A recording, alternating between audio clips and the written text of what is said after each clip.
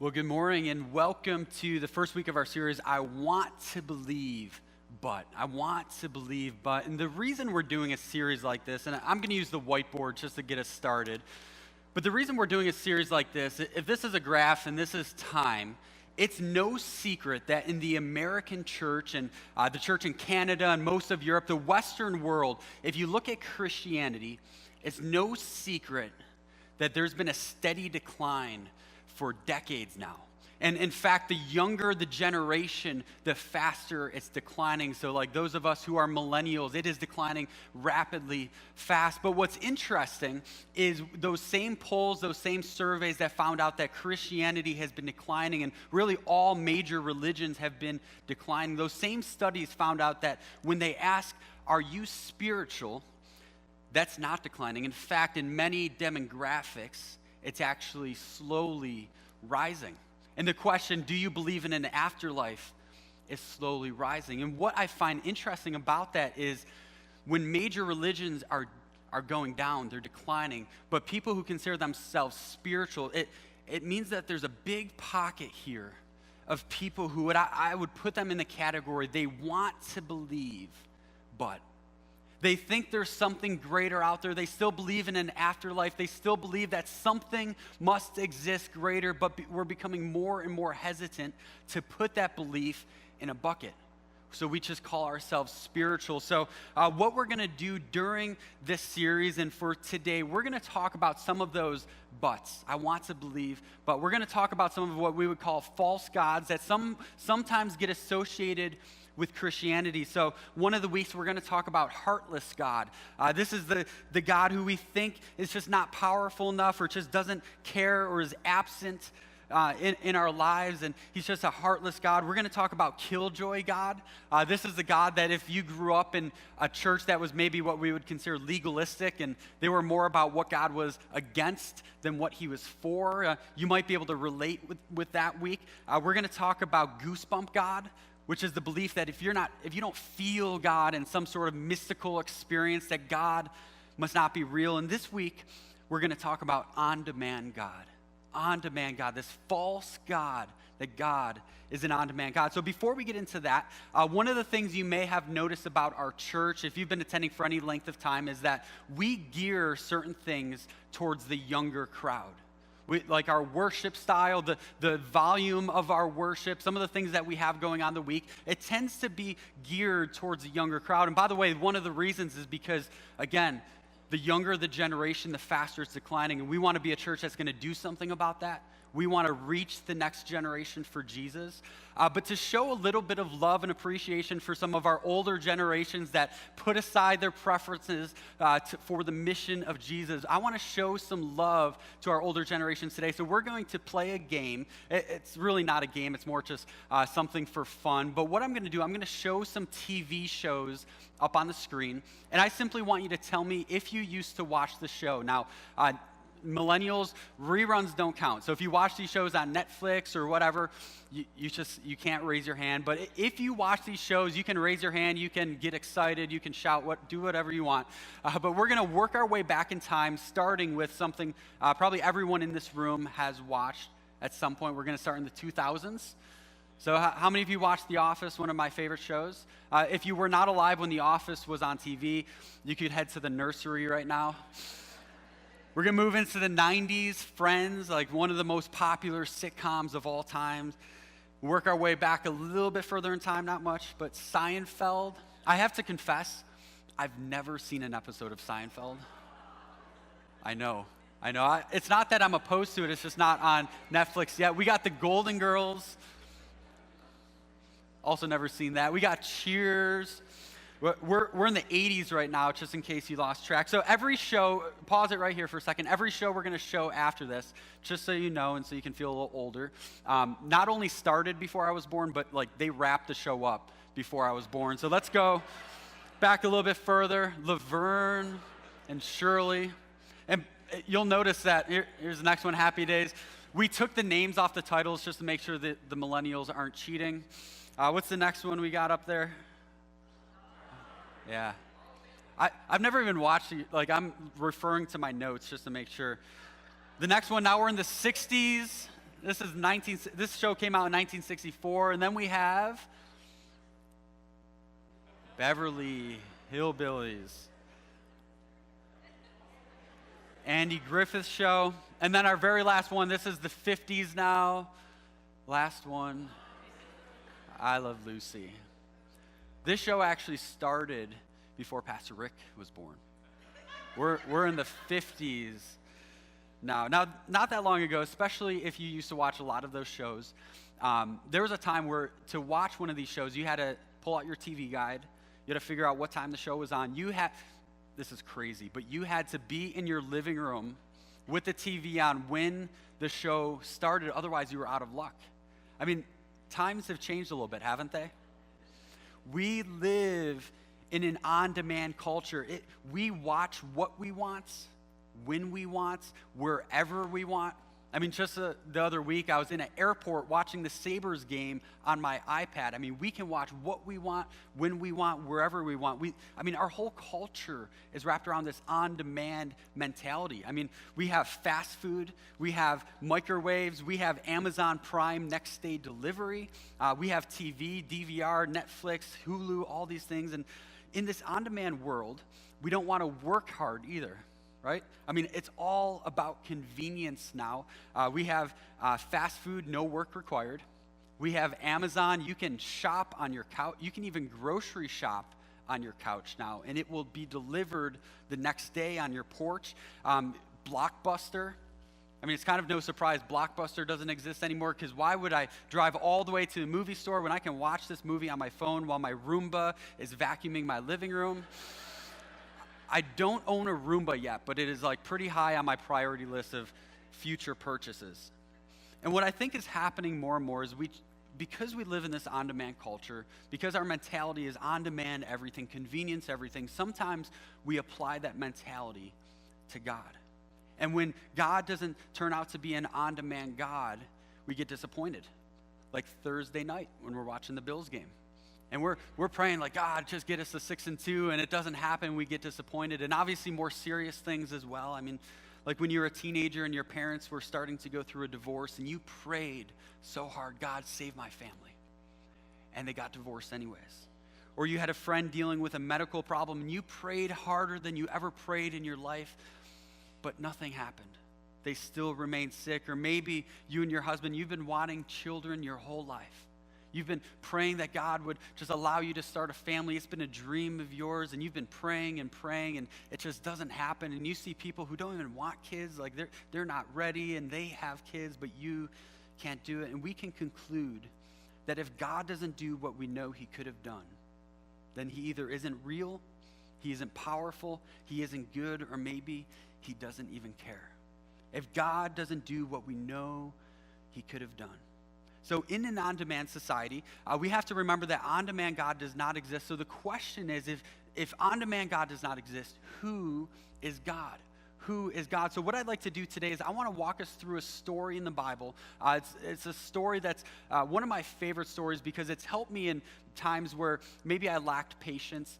Maybe it was times where I wanted an on-demand God. And this story has helped to strengthen my patience, to put things in perspective for me. And this is the story of Joseph. Now, there's a few Josephs in the Bible. This is the Joseph in the coat of many colors, different from Joseph, who was Jesus' father. Joseph's coat of many colors, this took place about 2,000 years before Jesus. And the story takes place in Genesis, starting in chapter 37 and ending in chapter 50. And we're not obviously going to read 13 chapters today. We're going to do an overview. But I put it as a next step on your connection card this week to read the whole story of Joseph, because there is so much truth, so many principles that we can apply to our life in this story. But we're going to do just an overview of this story today. And what I hope to do by the end of this message is show you that we really don't want an on-demand God. An on-demand God feels good in the moment, that feels like that would be better, but really we don't want that. So we're going to start in Genesis chapter 37, verse 3, where it says, "Now Israel, who was Joseph's father, his name was Jacob, and then God changed it to Israel. Israel loved Joseph more than any of his other sons, because he had been born to him in his old age, and he made an ornate robe for him. This is the coat of many colors. When his brothers saw that their father loved him more than any of them, they hated him, and they could not speak a kind word to him. So Joseph, he's the youngest of 12 brothers. 12 brothers in this family. He's the youngest one, and where the story picks up, he is 17 years old. And just keep that in mind, because that's going to be important in just a moment. So he's 17 years old, and the father loved Joseph more than any of the brothers. Now, I think it's safe to assume that if you're a parent in here today, you probably don't love one kid more than the other. I mean, you might like them more sometimes. You might have a different type of relationship, but that just doesn't happen that often where one kid is more loved. But in Joseph's case, it was true. I mean, imagine being one of the other brothers, seeing that the father, I mean, he doesn't just, he's not ashamed to show it. He's buying him nicer clothes and having these robes of many colors made for him. He was daddy's favorite. If I was Joseph's brother, I would be upset. I would be jealous. I would be ticked. So the story continues in verse 6. It says, Joseph had a dream, and when he told it to his brothers, they hated him all the more. So Joseph now, he actually has two dreams, and in both dreams, what happens is his brothers, all 11 of them, are bowing down to Joseph. And these dreams are actually prophecies, something that God is showing Joseph, that a purpose for his life. He's showing him these prophecies. Now, Joseph is one of my heroes in the Bible. He's one of my favorite people in all of Scripture. But I have to say, this was a pretty immature move of Joseph, because he told his brothers. I mean, if you're going to have a dream like this, keep that dream to yourself. But he's excited. He goes to his brothers, hey, guys, guess what? I had this amazing dream. You guys are all going to bow down to me. It's going to be great. I mean, what an unwise move, foolish move. So not too long later, the brothers, they're out taking care of the sheep. They're out working in the field, and Joseph is home with his father. Again, more proof that Joseph was probably loved more because his brothers are working hard. He's at home. And his father sends Joseph out, and he says, hey, just go check on your brothers for me. See how they're doing. So he goes out, and as Joseph is approaching his brothers, they see him in a distance, and we'll pick up in verse 19. They say, here comes that dreamer. Come now, let's kill him and throw him into one of these cisterns and say that a ferocious animal devoured him. Then we'll see what comes of his dreams. So as he approaches, the brothers are deciding what they're going to do with Joseph. Now, as you can see, their first idea was to kill Joseph, and then one of them has this idea, why don't we make some money off of this? So what they do, they sell Joseph into slavery. They take his coat of many colors, they cover it in animal blood, and they take it back to their father, and they say, Joseph was killed by an animal. How many of you would say your family's a little dysfunctional? I mean, let this story put that in perspective just a little bit. They sold him into slavery. So the lesson we can learn, and we're going to talk about a few lessons we can learn from the story of Joseph, but the first one is this, is that God never promises the easy road. God never promises the easy road. You know what would have been the easiest way for Joseph's dream to be fulfilled, for that prophecy to be fulfilled? For him to stay in the family. Jacob or Israel was a powerful family, and the easiest way for that dream to be fulfilled would have been for him to stay in that powerful family, learn some skills, maybe take over the family business, but to stay in the family, and somehow, some way, that dream would have been fulfilled. But what happens instead, he's sold into slavery, so instantly the dream becomes further out of reach. He becomes farther from that dream being able to be fulfilled. God never promises the easy road. So last week here at One Church was a pretty big week. We announced the church name change, and it was an exciting week. And one of the things we talked about quite a bit last week was Medina. That's where we're going to put our next satellite location, and we're going to try to replicate what we do here in Akron in the town of Medina. And it's been an exciting process, but right when we decided we were going to do this, one of the big decisions we had to make was, where are we going to put the church? We need a building. We need some sort of structure to meet in. Where are we going to do this? And pretty much in the very first few weeks of that planning process, there was an old school in Medina that was open for lease. There was a lease sign, and I shouldn't even say it was an old school. It was like a relatively new built school. It was beautiful inside. They wanted to lease it, and the space would have been perfect. And Pastor Rick went and looked at it. He loved it. He took the team out there. We looked at it. We loved it. We had part of our launch team go there and pray. We walked around the school and prayed, God, give us the school. Give us the school. This is perfect. And then the school board decides that instead of leasing it, they're going to sell the building. And we didn't want to buy the building. The building was way too big for what we needed, way too many rooms. The upkeep would have been too much, and so we didn't want to buy it. But you know what the school was for us? The school was the easy road. We wanted it right away. God, give us the school. This is perfect, this perfect location. That was the easy road, but instead it didn't work out. So we started this journey on the rough road, and Pastor Rick, he almost every week he's at a different building, he's at warehouses, he's at plots of land looking for the perfect building. And can I tell you what this started to do for our team? And let me just speak for myself personally. This started to discourage me. Because I was thinking, man, God, if this is your will, that school should have just happened. We wanted that. We thought this was perfect. If this was God's will, this should have happened. And what I had forgotten was that just because the road was rough doesn't mean I was on the wrong road. Just because the road was rough for us as a team and the first thing didn't happen doesn't mean we were on the wrong road. So we stayed on that rough road for a while.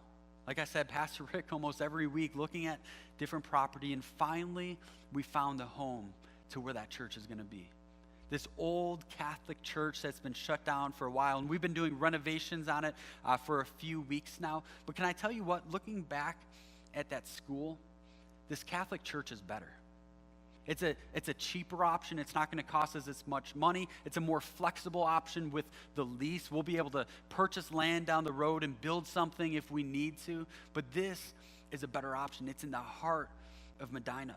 And can I tell you what this did for our team in the process? Not only did we get a better building, but that rough road, it increased our faith. My faith was challenged. Our faith as a team was challenged. We had to rely 100% on God because every option we thought was good just wasn't working. So we learned to surrender. We learned to increase our faith. So back to the story of Joseph. He's now a slave, and he's owned by this man named Potiphar.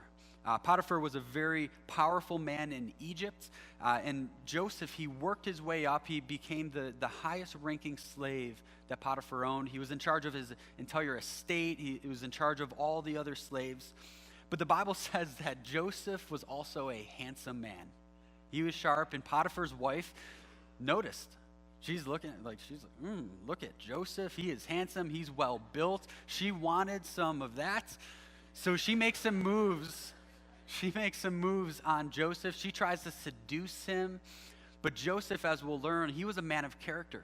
God was building this integrity and this character in Joseph, and he refused to be seduced by Potiphar's wife.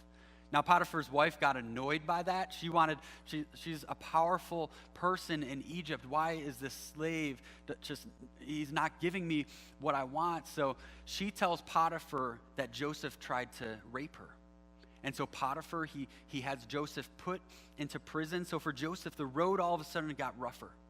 His dream went even further out of reach, further from being fulfilled. I mean, think about how discouraging this must have been. I mean, first he's sold into slavery, the dream gets pushed away, and then he's working his way up as a slave in this powerful house. He was still a slave, but he was making a name for himself. He was running Potiphar's household, and now he's in prison. The dream further away. Now, while in prison, we'll fast forward a little bit more. One of his cellmates is Pharaoh's cupbearer. Now, we don't know exactly why he was in prison, but all it says in the Bible is that he offended Pharaoh, which could have been anything in that day.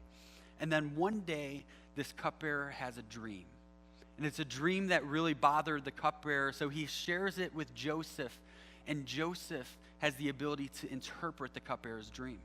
So we're going to pick up in Genesis 40, chapter 13. This is Joseph's interpretation of the dream. He says to the cupbearer, "Within 3 days, Pharaoh will lift up your head and restore you to your position." and you will put Pharaoh's cup in his hand, just as you used to do when you were his cupbearer. But when all goes well with you, when all goes well, remember me and show me kindness. Mention me, mention my name to Pharaoh and get me out of this prison." So just as Joseph predicted, just as he was able to interpret that dream, the cupbearer in 3 days was released from prison. He became Pharaoh's cupbearer again. Now think about what Joseph must have been thinking. Finally things are going to turn around for me. Pharaoh's going to hear about what I did. He's going to get me out of prison. I'll be able to make a case for myself that I was wrongly accused of this crime. I shouldn't be in prison. I might be able to even tell him I shouldn't have been a slave in the first place. Hey, this is who my dad is. I might be able to get back to my family, back to my father. And then in Genesis 40:23, it says, "The cupbearer, however, did not remember Joseph. He forgot him." I mean, imagine the disappointment. After all these years, finally, things were going to turn around. This is what he's been waiting for. He was probably thinking it was God's will that the cupbearer was my cellmate. This is just perfect. And then the cupbearer forgets all about him. So God never promises the easy road. And the next lesson we can learn from the story is this, is that God's timing is different than ours. His timing is different than ours. See, if the story went according to Joseph and how he wanted the time to go, when would he have been out of prison? Maybe in a day, maybe in 2 days. But look at the very next verse, which is the next chapter 41, verse 1. It says, "When 2 full years had passed, Pharaoh had a dream." When 2 full years had passed, Pharaoh had a dream. That verse, 2 full years, has been underlined in my Bible for a long time. Because sometimes I forget that He's not an on-demand God. Sometimes I have this plan for my life and I have this timeline all established. I'm thinking, okay, this is when this is going to happen. And I have to look at this verse sometimes and remember that if my plan is one thing, God's plan may be 2 additional years. God's plan may be more. And by the way, 2 years is no joke. I mean, not only did Joseph have to wait 2 years for his dream to become more of a reality, but he was waiting in prison. I mean, why on earth did God make Joseph suffer? I mean, if God is all powerful, why couldn't God have removed Joseph from prison right away? Why did he even have to be in prison in the first place? Why was he sold into slavery? If God is an all-powerful God, why did Joseph have to go through this? And honestly, I don't know. There's things that happen in our lives. There's circumstances. People get sick. There's health issues that we will never know the answer to. We could try to guess. We could try to speculate. But at the end of the day, sometimes we just don't know. And going back to the first point, what was the easiest road for Joseph, for his dream to be fulfilled? The easiest road was to stay in the family. Was the second easiest road to stay in Potiphar's household and continue to make a name for himself? What was the third easiest road? The cupbearer remembering Joseph and what he did for him. See, God never promises the easy road, and God's timing is different than ours. On demand, God would have made the road easy for Joseph and quick for Joseph. He might have been able to fulfill that dream at the age of 17 when he first had that dream, but would that really have been the best thing for Joseph? Is it possible that Joseph wasn't ready? Is it possible that there was some maybe character thing or something that God was working out in Joseph? I don't know why. I don't know why it took so long, but I know this, and this is the third point, is that God's ways are always higher. His ways are always higher. Our memory verse for today is Isaiah 55, 8 through 9. Beautiful verse. It says, "For my thoughts are not your thoughts, neither are my ways your ways, declares the Lord. As the heavens are higher than the earth, so are my thoughts higher than your ways, and my thoughts your thoughts." So a quick poll. How many of you have kids? Raise your hand if you have kids that you don't like. Just kidding. Got you. How many of you, seriously though, how many of you have kids? Now you're all hesitant. All right. A lot of us have kids in this room. And if I were to go around each individual person, every single person would say that there's nothing that their kids can do that would stop them from loving their kids. They will always love their kids. You will always love your kids. But isn't it true that there's times in life when you do not do what your kids want, even when you have the power to do so? Isn't that true? There's times where we don't do what our kids want, even though we have the power to do so. You know what I wanted for my 16th birthday? A Corvette. I didn't get the Corvette for my birthday. Worst parents ever, I know. Just kidding. But my parents think, is it possible they could have got me a Corvette? I'm sure. We weren't like a wealthy household, but you can take a second mortgage on your car. There's home equity. You can do all these things, finagle. They could have co-signed something. It's possible I could have gotten a Corvette for my 16th birthday, but would that have been good for me as a 16-year-old? No, that'd be really bad. I might be in prison. I might be dead. I'd still be paying off speeding tickets and court fines and all that kind of stuff. See, isn't it true that sometimes we have the power to do things for our kids, but we don't do it for their betterment?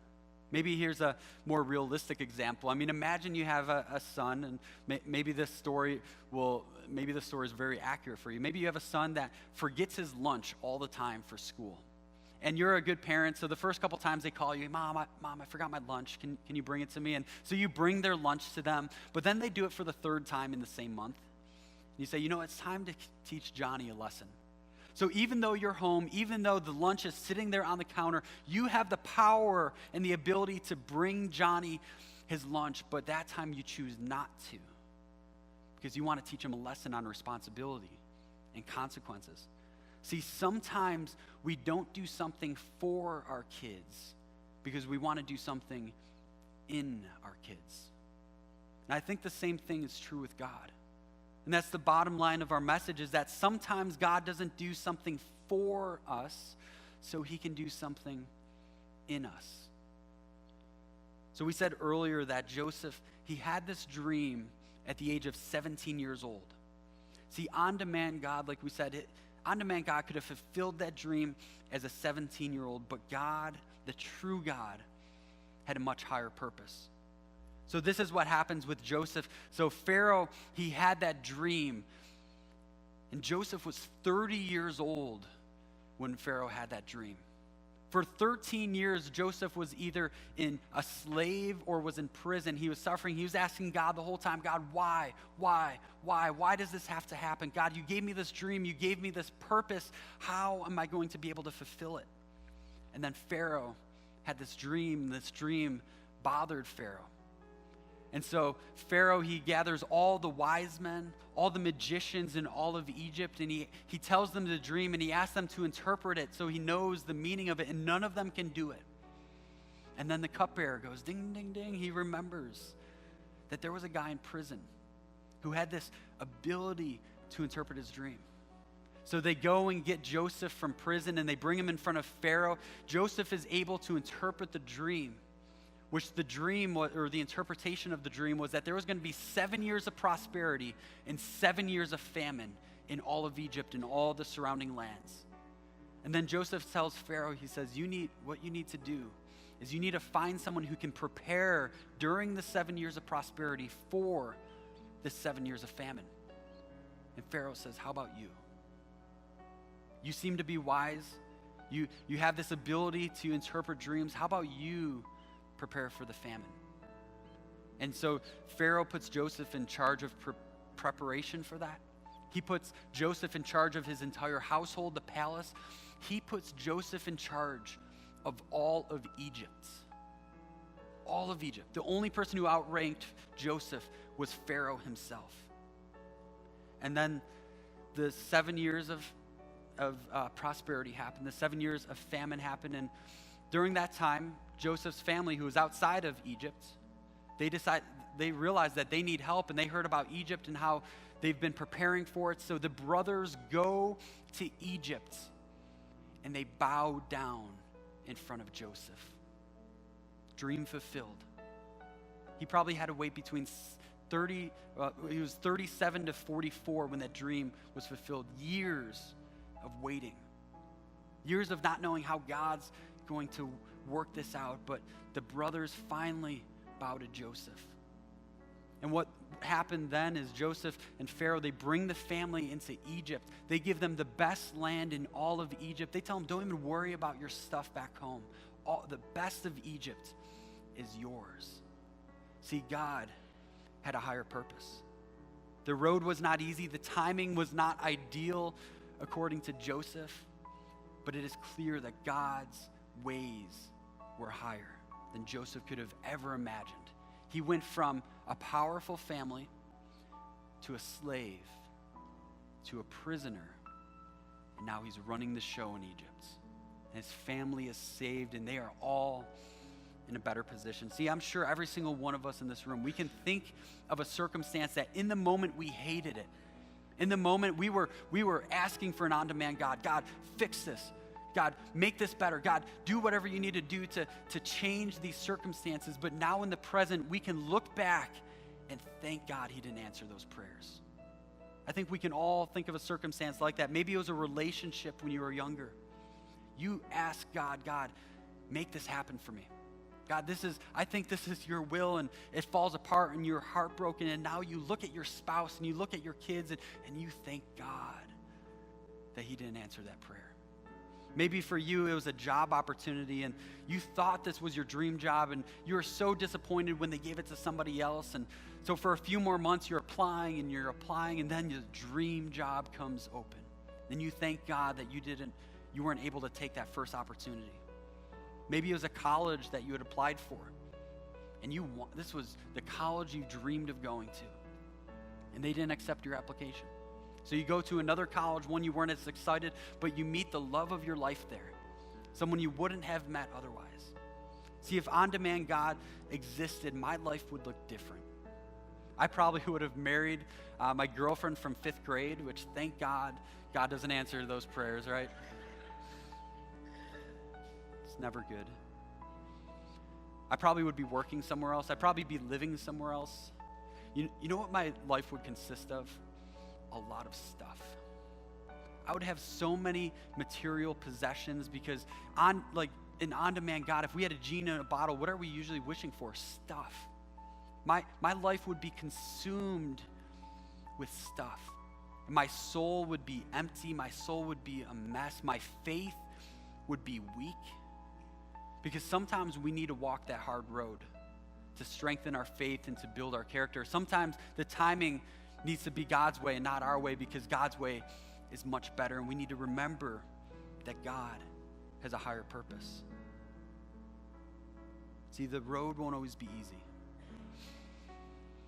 But sometimes I think that road was destined for us. That God put that there for us to shape us into the men and the women that God called us to be. So in just a moment, we're going to take communion, and about halfway through this past week, I remember that this is the first week of November, which means like the first Sunday is when we do communion. And I was trying to, how am I going to transition this to communion, this message to communion? And then it dawned on me, the disciples that followed Jesus, you know what they didn't get while they were on the mission? I don't think they got the mission while they were on the mission. All throughout the Gospels and the New Testament, you see these disciples who, they're just struggling to understand their purpose, what God's trying to do. They're following this guy who's doing amazing things, but they didn't really get it while they were on the mission. Jesus was saying these weird things, predicting his death, but they didn't really think it was going to happen. And then Jesus dies. And I think for a lot of them, they were probably wondering, why is this road getting rough? Things were going really well. Why is this happening? They probably thought the timing was horrible. We're making progress. Look at all these people following you. Why? You know what the disciples didn't see yet? Was God's higher purpose. They didn't know what was going to happen, because 3 days later, Jesus walks out from that grave, and I think it began to click for them. Oh, this was God's purpose. And through that, we learned that Jesus made a way for us to have a relationship for him. Talk about a higher purpose. Here they were thinking it was just this ministry. They were going to do miracles, but what Jesus accomplished instead was changing history. And I think it began to click for the disciples. So as we take communion today, what I would challenge you to do is first of all, we always want to remember the sacrifice Jesus made. We always want to remember that we're not just celebrating his death, but we're celebrating his resurrection and the fact that he made a way for us to have a relationship with him. But take a moment and also ask God for those times on the rough road, ask God to comfort you a little bit. Ask him to help you trust him that maybe this rough road's for a reason. When the timing seems off, ask God to help you trust him. That his timing might be different, might not be ideal in the moment, but we may look back years in the future and thank God for his timing. And remember,